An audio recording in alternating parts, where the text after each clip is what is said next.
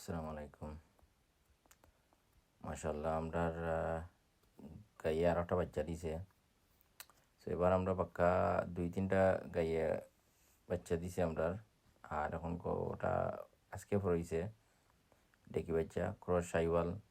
তো সবে আপনারা দোয়া করবো আমরা লাগি, আর বাচ্চাটা ভালোই তো অবশ্যই এটা আমরা ফালবার লাগি।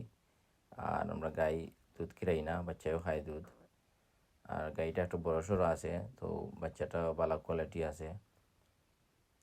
সো এখন বাচ্চাও আর সিজন আঁকি তো কিছু বাচ্চাও আর ঘাসও আছে, এখন দিনটাও ভালো আছে। বাচ্চার ভালো কোয়ালিটি হইব, দুধও খাইব।